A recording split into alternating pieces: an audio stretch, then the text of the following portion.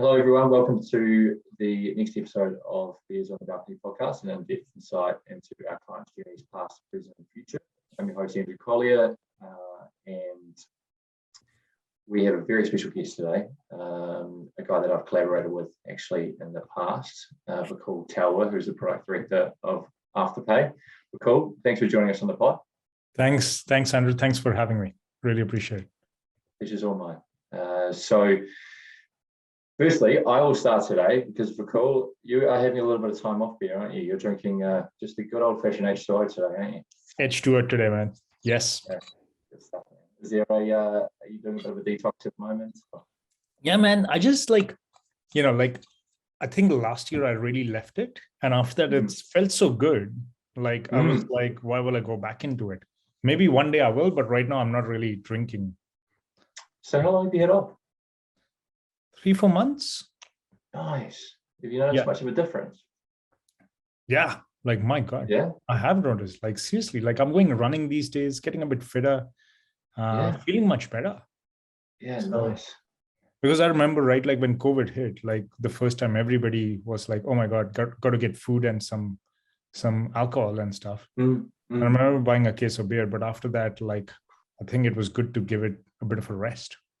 Yeah, I mean, I think people would have gone either way in COVID. So many people would have gone, all right, let's stock the pantry here. Exactly. To get me through. And then there would have been people like yourself that were going, you know what, I'm going to use this as an opportunity to really not only get my body right, but get my head right and really sort of focus on the things that matter. Yeah. That maybe I've been neglecting a little bit in this hectic lifestyle that I've been living. It really forced people to slow down and stop and think about what's important, didn't it? Yeah, totally. Yeah, tell me about it. So, look, I still have beer. I've got another hazy. This is the last one. And nice. I love a hazy. As I said last podcast, us Kiwis, we've got a real soft spot for hazies. So I'll be sipping away through that in today's pod. But look, just to contextualize the conversation, for the viewers, would you start off by giving us a bit of an understanding about who you are and what you do? Sure. So I'm director of product in Afterpay. I basically take care of, maybe this is better. I take care of all the checkout, registration, servicing teams, pretty much most of the online flows in Afterpay globally. So that's 80% of our volume. We basically do lots and lots of new consumer registrations. Got 5 to 6 product managers, 5 product managers. We're growing, hiring lots. We are expanding our teams, almost doubling our teams on a year-on-year basis. So it's been an amazing journey. I've been in Afterpay 3 years and been part of the rocket ship ride, which has gone from few hundred people to lots of people now, and global mass domination, hopefully. And we'll certainly get into some of the kind of reasons around that a little bit later, because I'd love to dive into things like product market fit and customer experience and just how you guys did it, really.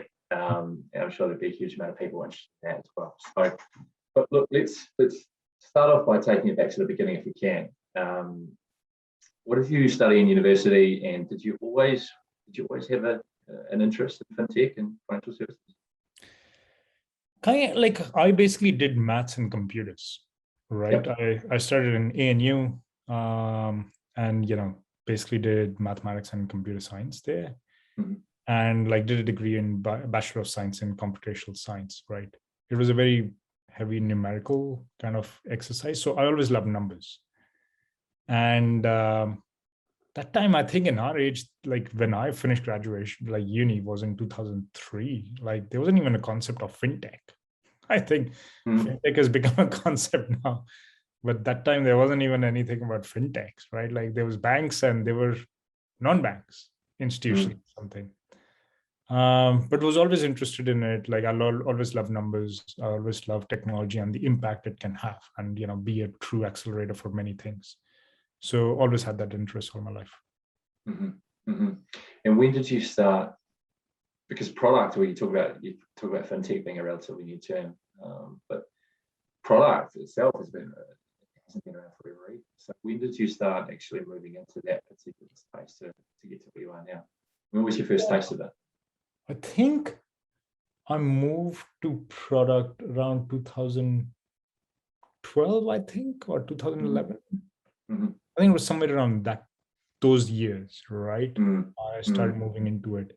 Like basically like after uni, right? Like I left, I worked for a year in Telstra, but after that I went and, I got a job in GE in their leadership program, like at their global information management leadership program, which was amazing, right? Like that GE had amazing leadership programs going on and amazing leaders coming out.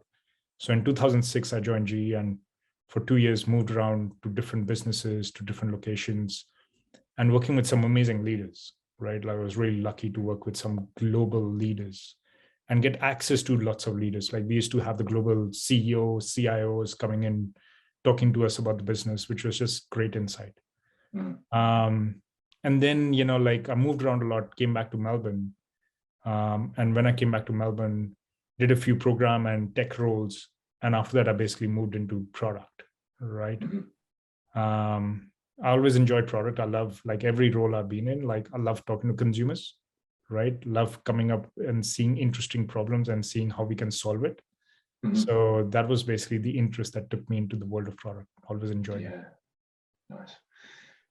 Speaking of inspirational leaders, is there a leader that you've had in your career that really stands out? You don't have to name names, but in terms of, I'd love to get a bit of an understanding about sort of why you gravitated towards that leader, what it was about the leadership style which really inspired you. Yeah, I think there'll be quite a few in my life. I don't think there'll be one. I think I've been lucky, like there'll be quite a few, right? Like, is there a common theme with all the ones that have inspired you more than the others? I think I love leaders who are really humble, very smart people, but very humble, right? But at the same time, very honest, right? In the end, if it's can't be done or it's not true, they'll call it out, right? And at the same time, great visionaries, right? Like they, in a way, can think of the future and build to the future and get teams and people motivated, right, to that future direction and stuff. And that's one thing that I've really gravitated to, and been lucky to see quite a few amazing leaders who've been able to do that. Like, you go to the meetings with these people and you just come to the meeting like, how do you get those kind of decisions? Like, how do you do that, right? So that was some amazing stuff. I guess that combination of being an inspiring leader, but also someone who always has an eye to the future and building and creating and being a visionary. Yeah, it must be a challenge to have both of those strings working so well on the same bow at the same time. Yeah, I think it is, man. Like, how do you balance that? It's tough, yeah, right? Like, I think it's really tough to build that, right? And sometimes taking a bet around what the future will be, right? Like, now we have some amazing capabilities that we can make bets and, fail fast, right? Like, make a bet and see whether it works, launch an MVP and fail fast and see whether that's possible or not. But at the same time, you have to have some overarching goal, right? Like you have to have a theme, or you have to have an objective which people align to, which is what's been amazing to see. And I think great leaders do that really well. And I certainly see it in the people that I speak to. I mean, the inspirational leaders, for people on the outside looking in, they're able to take care of their employees and make them feel comfortable in failing, and teach them that failing's actually a good thing. Yeah. Because the more you fail, the more you iterate, the closer you are to a better solution. Ultimately, how would you say that that's been something that you've really tried to ingrain in your team and the wider business across Afterpay, that fail fast mentality? Totally, right? Like, we do a lot of experimentation, right? And that's one of the reasons we do a lot of it. Like, because we do a lot of consumer research, we do a lot of user testing, usability testing, we do a lot of those things, right? And we talk to our consumers a lot.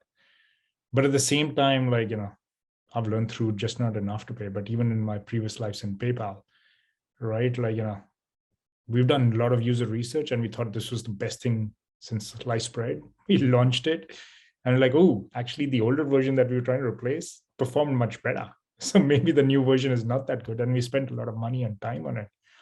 So I think one of the things like I really encourage to my teams is like, experiment, get through data, launch it, get scale, and then understand if it's feasible or not, right? So, for me, some of the metrics also we have, like one of the metrics we have when we do things is what is the adoption rate, right? Like, we did something, how many people actually used it, whether they used it badly or what, but how many used it firstly, and then seeing what is the result of that adoption rate, right? To see what is it, a good experience in adoption or a bad experience in adoption. So yes, definitely encourage a lot of the capabilities of failing fast and understanding. What would you say to those people in the tech industry that are afraid to fail? Do you see that as something which is ultimately going to leave you behind, leave you picking up the scraps? Yeah, like I think, I don't know whether picking up the scraps, but I think like there'll be a missed opportunity in failing, not failing fast. I'll say it's a missed opportunity cost, right? Because if you've tried something like, even many organizations, that what they started off with their original business plan is not what came out to be the last thing that they are now. They pivoted many times, and many organizations have to pivot because you have an idea and you don't know what that idea is going to be true until you do it and you get scale or not, and you learn from it and then you iterate, right? And I think in that sense, for me, failing is actually learning to say that, okay, what can we do differently? Did we just not go to the right segment? Did we not design it properly?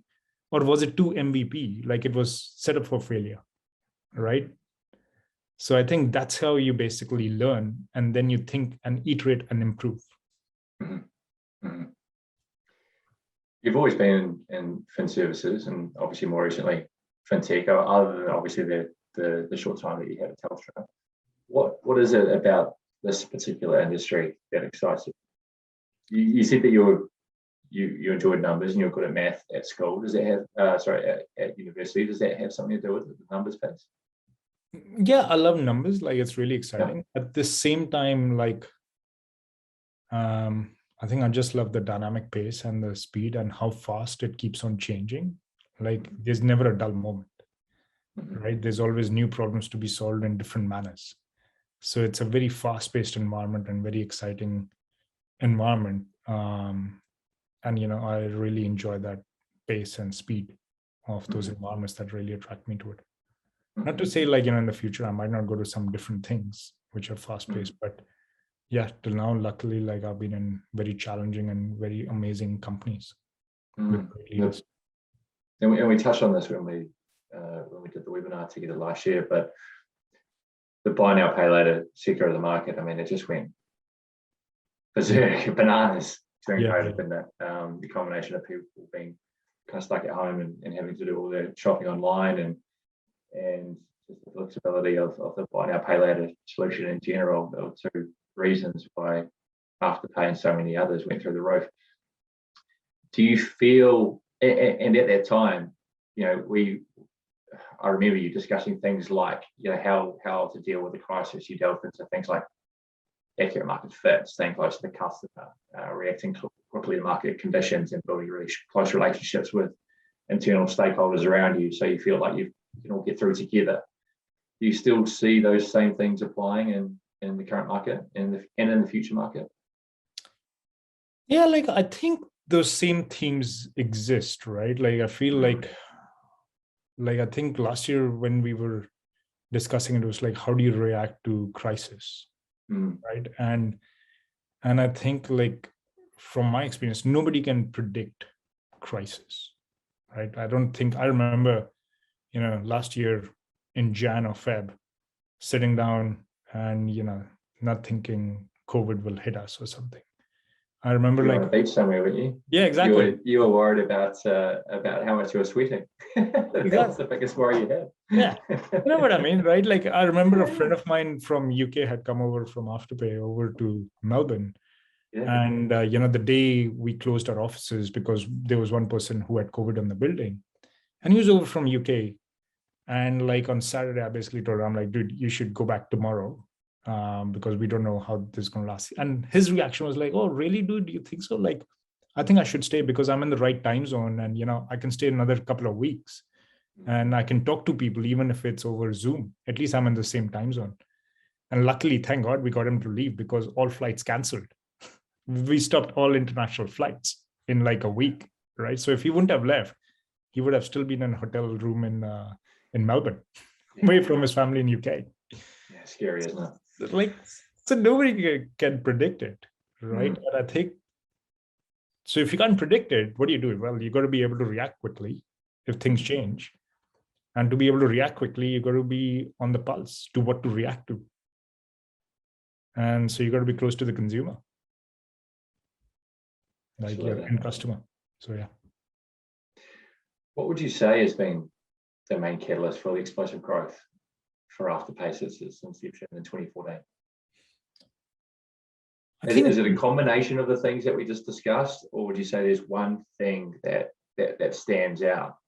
Yeah, I'll say product market fit, yeah, right? Like, and having a very simple product, but at the same time, very loyal consumers, right? Like our consumers love us, we love them back, we keep things very simple, right? And we are extreme, like there's nothing hidden, right? Like it's transparent, it's simple, it's easy to use, right? And our consumers love us. Like we take our consumer scores and surveys very, very, very seriously. Like we have lots of discussions about it. So I think in that sense, it's been great, like, and it's a great story. Like, it's an Australian innovation that we've basically taken globally across the world, right? Like, we started that 4 pay in 4 product and we've taken it everywhere in the globe right now. So it's shown that product market fit is really, really very important. And once you have it, it's fantastic. It's like amazing to get that. Has there been, in terms of the actual environments that you've worked in the past, you've worked with some great companies, GE, PayPal, obviously Afterpay. Has there been a consistent kind of way that things have been done at these types of companies that maybe isn't done in other companies, which gives them an edge? Yeah, like I'll say like in PayPal, or even in the earlier years, right? Like it was a lot being able to change and read the market sentiment and create capabilities very, very quickly, right? Speed to market was key. So I'll say like speed to market is extremely important because the quicker you get feedback, the better it is, right? And I feel like, they were really like believed in like technology can accelerate and change things, right? Like, and build global scalable models, right? Like, for example, we have a global scalable model we can take to each market. We customize a bit to each market, but we can take it to each market.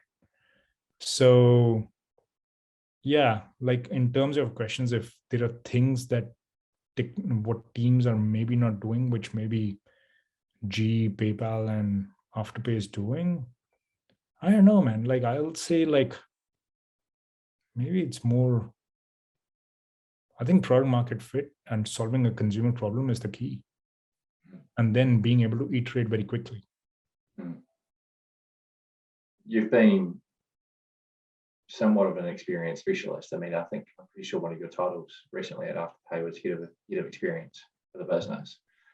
How does that tie into this narrative? How important is the experience of the customer in all this? Oh, very important, right? Like it's everything, right? Like we spend so much time to make things so simple in the front but taking all on the complexity on us to give a simple page to a consumer, right?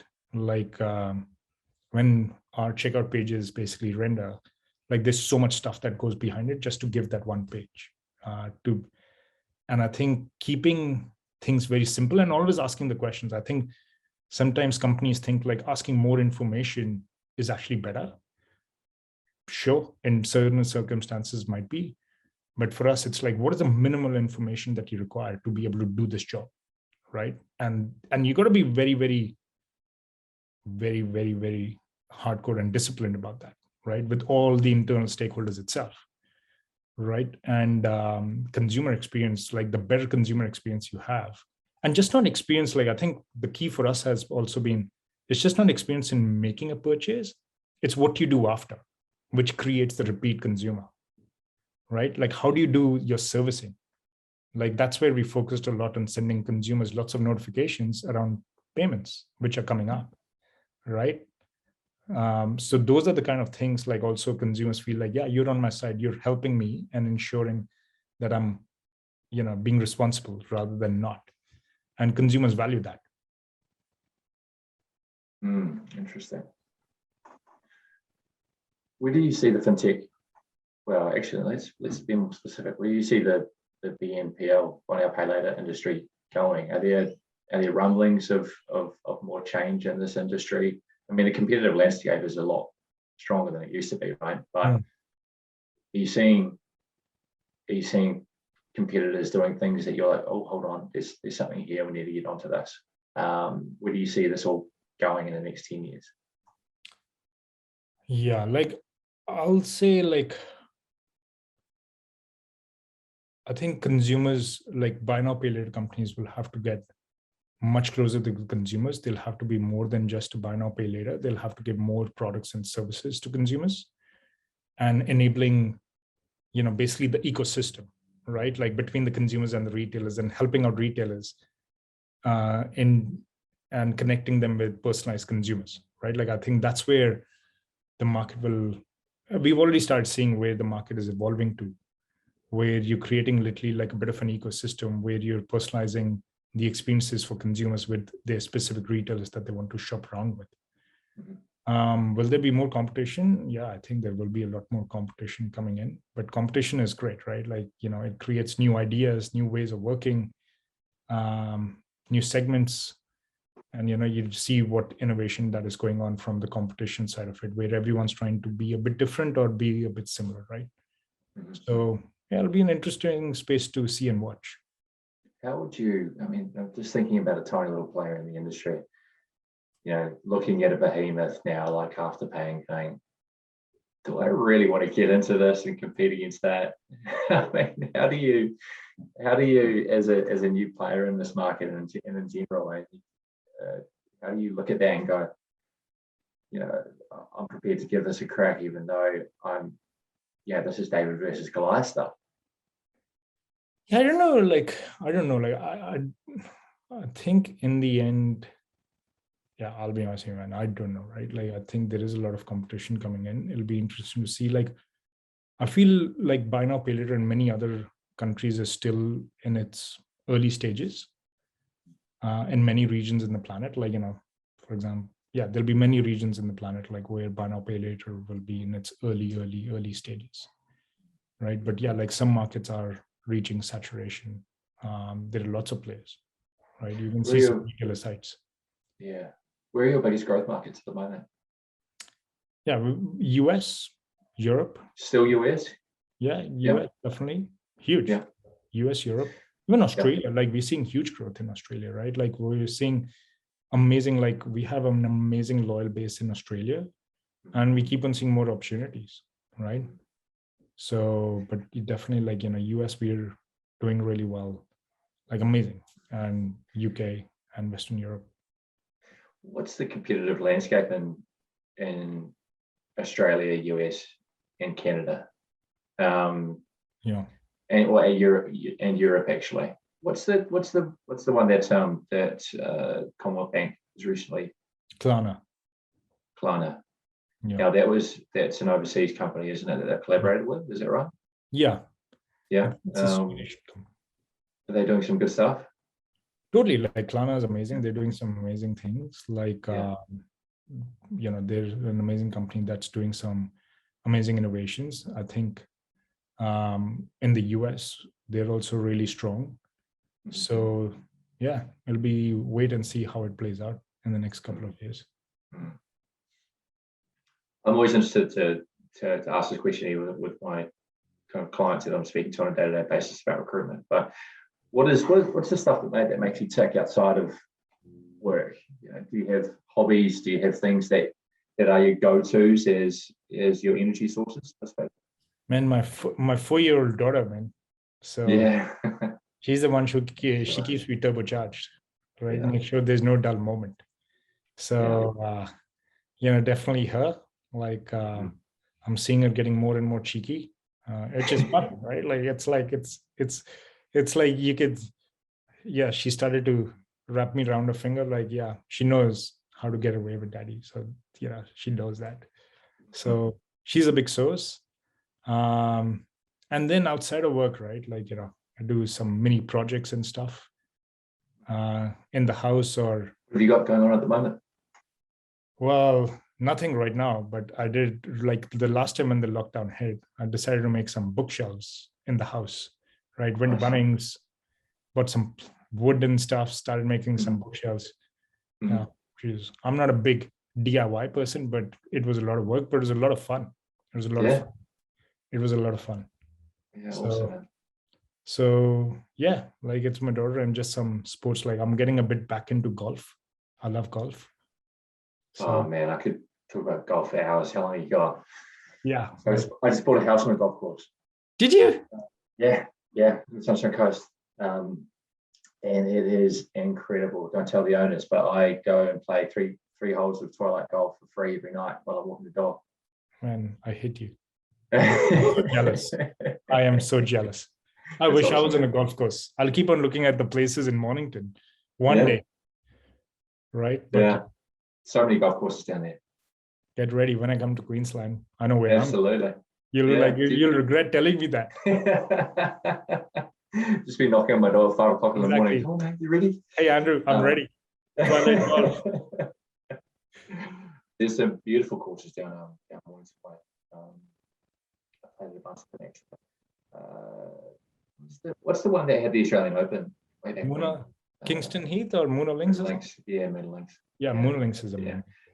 I played there a couple of times. I must have had like well over 100. Just kept losing balls, and that rough is so thick. And the bunkers, they got like what, over 100 bunkers? Yeah, like that 18th hole, which has like 12 or 14 bunkers. You like, I once went from bunker to bunker to bunker to bunker onto the green, right? And I just putted. I didn't even see the fairway. You started calling yourself David Hasselhoff. Exactly. Oh my God. What would you say is quite a pointed question? What would you say has been the biggest mistake of your career today? Ooh, biggest mistake. I'll get you thinking. Wow.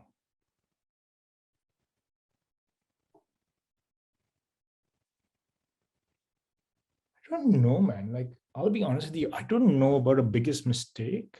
What about the biggest lesson?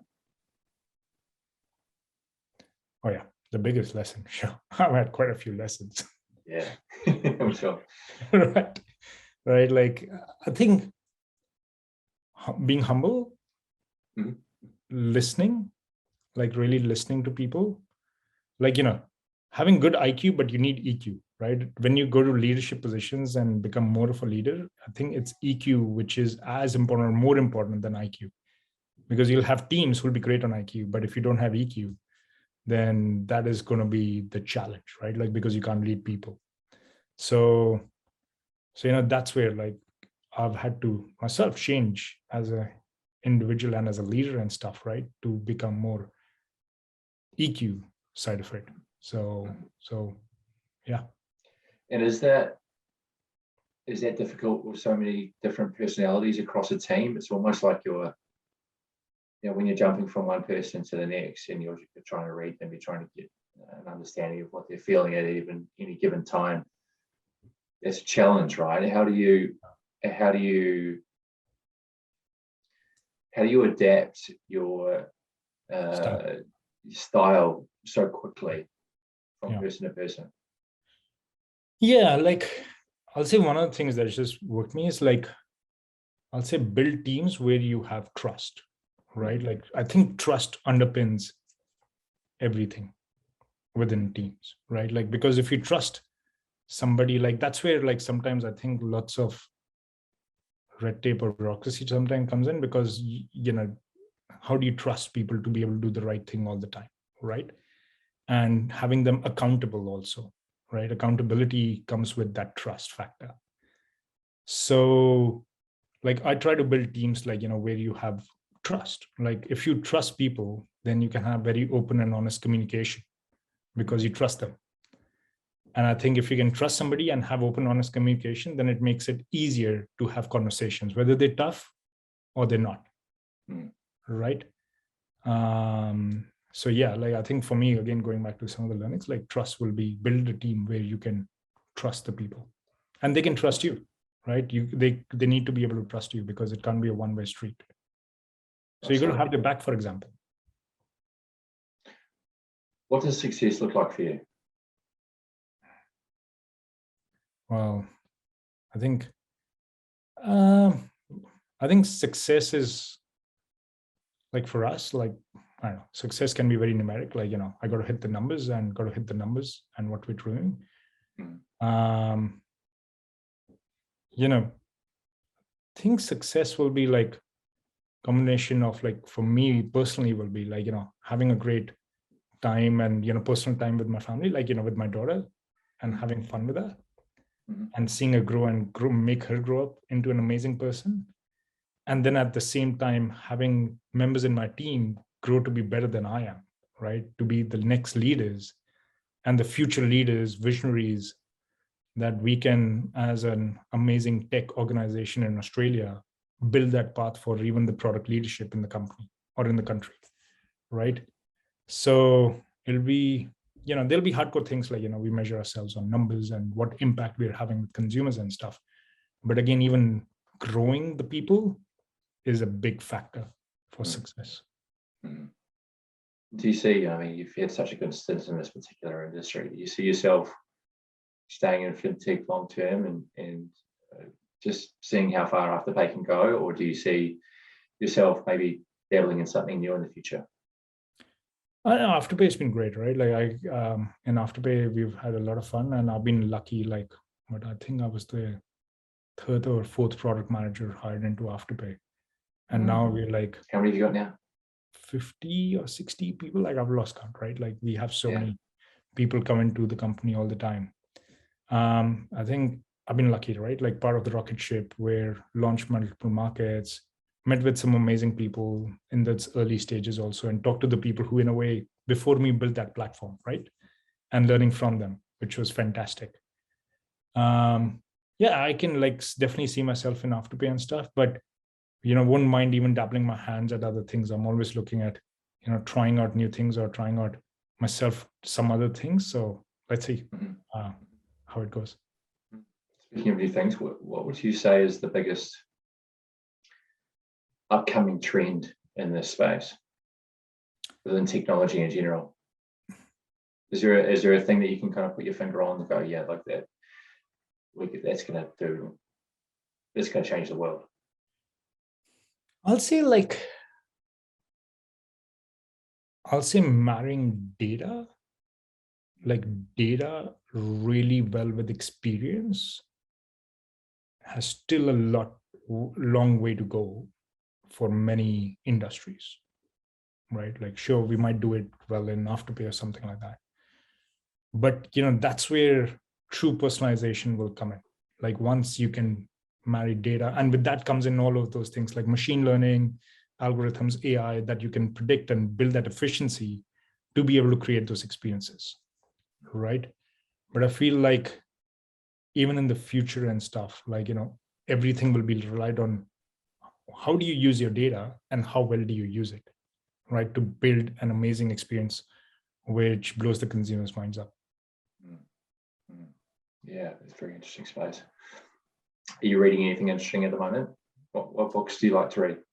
Yeah, I was reading a book like The Man Who Sold the World. It's this hedge fund, the Renaissance. I think it's the Renaissance hedge fund. in the US. Mm-hmm. And like this hedge fund's been like the most highest grossing, highest returning hedge fund ever, right? Like they've never lost money. They've always made money. I think only last year, maybe in COVID, they lost some money, but they've never lost money. And they've been going around since 1980. Great book, like really fun to read, like how this mathematician in Princeton came up with an idea and how in a way, like he went through the norming stages of the different stages of the organization and how he got just amazing people, like amazing brains to help build it, because you can't do these things on your own. So he learned that, and he brought just some amazing people to help them build it. That leads me on to the next question. I'm just going to throw this one out there: stocks or crypto? I think I'm more of a stocks man right now. Yeah. Right? Yeah. Right. Like I'm still dabbling in crypto, but I feel like the user experience to use it has to become much simpler. Right. And even the use cases on where all can you use it. It's fun to test it out and see how Bitcoin goes up and down. But yeah, I'm more a stocks man right now. Maybe once you join one of those cryptocurrency and fix up their experience, mate, give me a holler. I'll buy some more, because I completely agree with you. The experience is clunky at best, I would say. And quite painful. I mean, it's secure. It's all part of the security, isn't it? But some of those addresses that you've got to type, retype. Oh, totally. And the copy paste you got to do of links, or you got to scan the QR code. Yeah. It's a lot. Like, what do you want me to do next? Some handstands? Final question. Do you have a leadership book that you've read that you'd recommend to the audience? I'll say like The 7 Habits of Effective People is an amazing one. Right? Like that's an amazing book. It's not a true leadership book, but just to be really know what's in your influence versus not, where to make impact versus not. So I'll say that book is amazing. And then, in G, we did lots of training, like, change acceleration process, or Green Belt Six Sigma. They were also really strong books that hold true now. Like, how do you build change, right? Like building a vision, building a shared charter, how getting people motivated to that world. So yeah, those will be other key things. Fantastic. Well, I think that's a good place to land this thing. I've thoroughly enjoyed this, mate. Thank you so much for coming on. If people are keen to find you, look you up, do a bit of research, get in touch with you, what's the easiest way? Yeah, LinkedIn. I'm on LinkedIn. Yeah. Anybody wants to get in touch, just hit me on LinkedIn. Easy. All right. Let's do this again soon, hopefully face-to-face next time. Definitely. On the golf course. Absolutely. Sounds like a plan to me. I'm going to hold you there. It's on. Cheers, buddy. Thanks, Andrew. Thanks a lot. Thanks. Man. Bye. Bye.